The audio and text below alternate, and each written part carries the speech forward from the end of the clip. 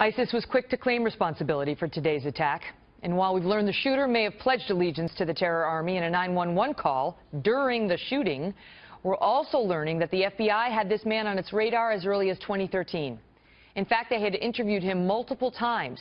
He had been in touch with a man alleged to be the first American homicide bomber in Syria. And his own father may have harbored some sympathies with the Taliban as well. Fox News Chief Intelligence Correspondent Catherine Herridge is live in our D.C. bureau tonight with more. Catherine? Megan, the official ISIS news service sent out a breaking news tweet that the shooter was an ISIS fighter, but the terror group did not identify Omar Mateen by name, nor did ISIS claim it had told him to target the club. That said, the FBI confirming the 29-year-old called 911 and claimed allegiance to the head of ISIS, Abu Bakr al-Baghdadi. And even more evidence of his support for terrorism, Mateen gave a shout-out to the Tsarnaev brothers, who were behind the 2013 Boston Marathon plot. They used homemade pressure cooker bombs to kill 3 and injure more than 260 others at the finish line. Earlier today, I spoke with the Republican chairman of the powerful Senate Intelligence Committee, who was briefed on the case. This one has all the hallmarks of some type of direction from a terrorist organization. The reality is that only through this investigation will we find the digital footprint that we need to make the connection to a specific ISIL member or to a specific cell, and I'm confident that in the next 42 to 72 hours we'll discover that.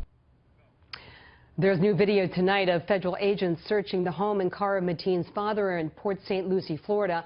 Though earlier a law enforcement source told Fox News they had so far found no derogatory information about the father. This is standard practice, part of the investigation, to build out the suspect's network of contacts.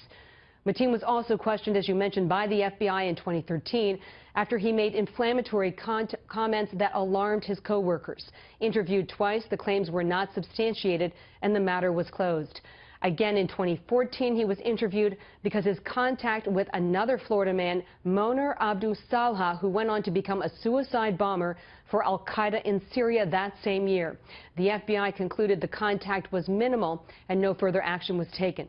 The chairman of the House Homeland Security Committee, who's also been briefed on the investigation, said the threat level was high heading into the month of Ramadan.